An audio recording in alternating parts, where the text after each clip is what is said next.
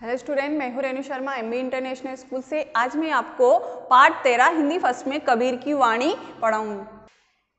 देखिए, कबीर की कुछ हमारे नीति वाले दोहे हैं जिनमें अच्छी और बुरी दोनों तरह की बातें बताई गई है। जानते इन दोनों दोहों के माध्यम से। पहला है, सांच बराबर तप नहीं, झूठ बराबर पाप, जाके हृदय सांच है ताके हृदय आप। देखिए, इसमें सत्य के बारे में बताया गया है। कबीरदास जी कहते हैं कि सच्चाई के बराबर कोई भी तप नहीं है। संसार में सच से बड़ा कोई तप नहीं है, तपस्या नहीं है। और झूठ के बराबर कोई भी पाप नहीं है। सबसे बड़ा पाप है झूठ बोलना। जाके हृदय साच है। कबीरदास जी कहते हैं कि जिसके जिसके हृदय में सच्चाई है, उसके हृदय में आप अर्थात ईश्वर स्वयं साक्षात निवास करते हैं। उनके हृदय में ईश्वर विराजमान रहते हैं। तो हमें हमेशा सच का साथ देना चाहिए। सत्य जो है परेशान हो सकता है लेकिन पराजित कभी भी नहीं हो सकता है।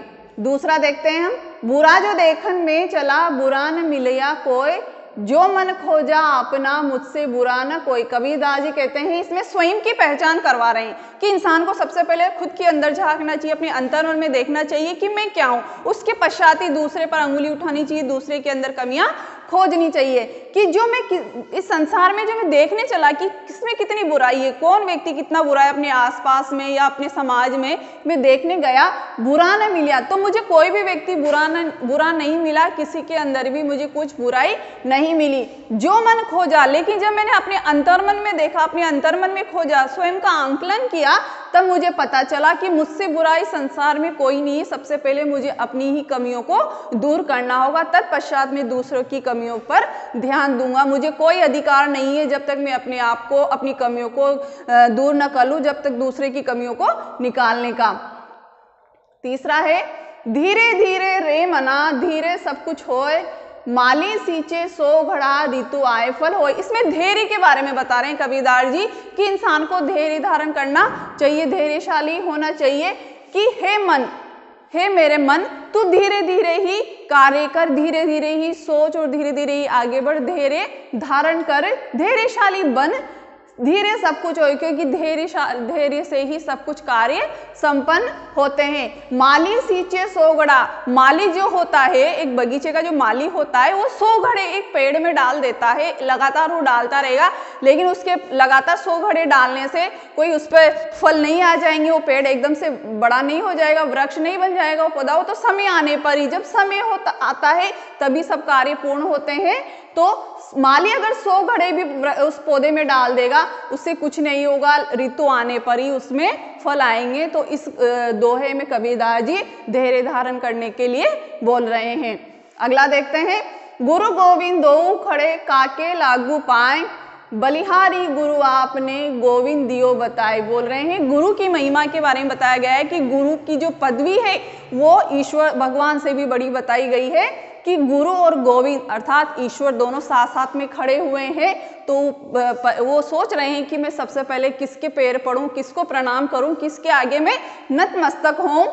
बलिहारी, बलिहारी मतलब मैं आपके ऊपर बलिहारी जा रहा हूं, मैं अपने आप को आपके ऊपर न्यौछावर करने जा रहा हूं। गुरु आपने कि मुझे गोविंद से मिला दिया, क्योंकि गुरु ही हमें आगे सन्मार्ग पर बढ़ने की प्रेरणा देता है, वही हमें अच्छे बुरे का ज्ञान करवाता है। तो जो गुरु हैं उन्होंने गोविंद से अर्थात ईश्वर से मिला दिया है।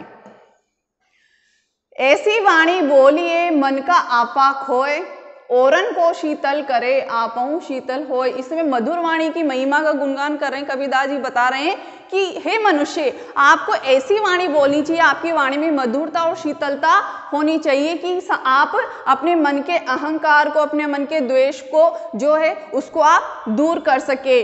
जो ऐसी वाणी आप बोलिए कि आपकी वाणी से सामने वाला आपकी वाणी को सुन करके चाहे कितना ही क्रोधित होता है, वो उसका स्वभाव शीतल हो जाए और आपहु शीतल हो, और स्वयं भी शीतल हो जाए, स्वयं भी शांत हो जाए। मतलब आपकी मधुर वाणी से सुन करके सामने वाला आपके व्यक्तित्व से आकर्षित हो जाना चाहिए। ऐसा नहीं कि आप कोई भी शब्द बोले, क्रोधित बोले ऐसे शब्द कि दूसरे वाले को चुभ जाए। तो आपकी वाणी हमेशा मधुर, शीतल और मृदुभाषी होना चाहिए आप लोगों को।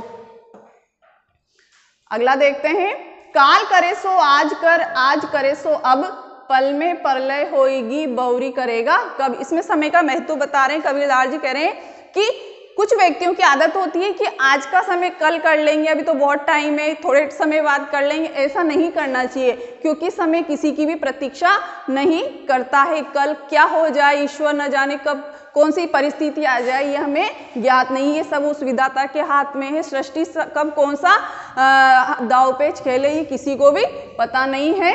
कि काल करे, जो कल काम कर रहे हो उसको आज करो, जो आज कर रहे हो उसको अभी इसी समय कर लो, कल पे मत टालो।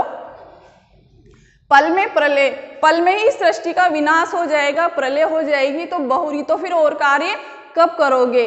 काल कहकर नहीं आता है कि कब कौन सा कि मुझे तो 100 साल तक जीना है, ऐसा नहीं है। किसी की कोई आयु निश्चित नहीं है। जीवन और मरण तो ईश्वर के हाथ में है। तो आपको सही समय पर सही कार्य कर लेना चाहिए, क्योंकि कहा गया है ना, जब आप समय की इज्जत करोगे तभी समय आपकी इज्जत करेगा, नहीं तो वो आपको पीछा छोड़ता आगे निकल जाएगा। समय कभी किसी की प्रतीक्षा नहीं करता है। अगला है साईं इतना दीजिए जामे कुटुंब समाए, मैं भी भूखा न रहूं साधु न भूखा जाए। इसमें संतोष, इंसान को संतोष से स्वभाव का होना चाहिए।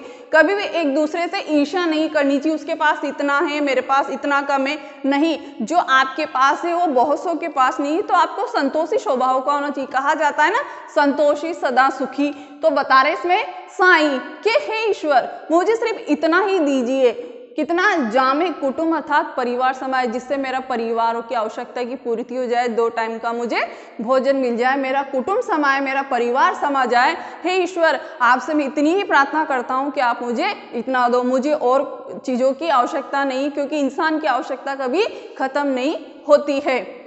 मैं भी भूखा न रहूं, जिससे क्या है, मैं भी भूखा नहीं रहूं, और साधु, और मेरे द्वार पर आया हुआ कोई साधु, कोई सन्यासी, कोई भी, यहाँ मतलब है कोई भी व्यक्ति आपके दरवाजे पर आ जाए वो कभी भूखा नहीं जाए। बस आपसे इतनी प्रार्थना है ईश्वर कि आप मुझे इतना दो जिससे मैं भी भूखा नहीं रहूं और मेरे घर पर आने वाला कोई व्यक्ति भी भूखा नहीं जाए।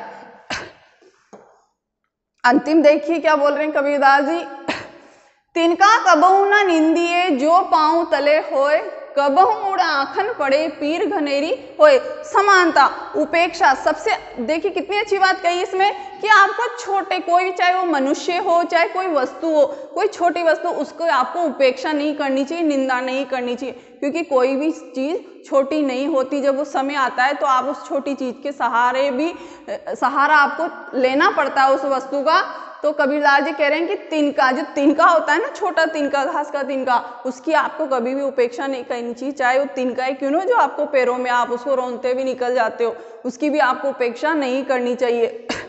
जो पांव तले हो, जो आपके पैरों तले होता है, कबहू उड़, जब हवा चलती है, तेज आंधी आती है, तब वही तिनका जिसको आप पांव तले रौंदते हुए चले जाते हो, तो वही तिनका हवा की जरी जब आपकी आंखों में लगता है तो पीर घनेरी होए, तो इतनी अधिक पीड़ा होती है, आसानी होती है, वो आपको नुकसान भी पहुंचा सकती है। तो इसमें क्या कहा है, समानता का भाव आपके अंदर होना चाहिए कि आपको किसी भी छोटे से छोटे व्यक्ति की उपेक्षा नहीं करनी चाहिए, सबको समानता के भाव से देखना चाहिए, क्योंकि सभी ईश्वर की बनाई हुई चीजें हैं। Thank you.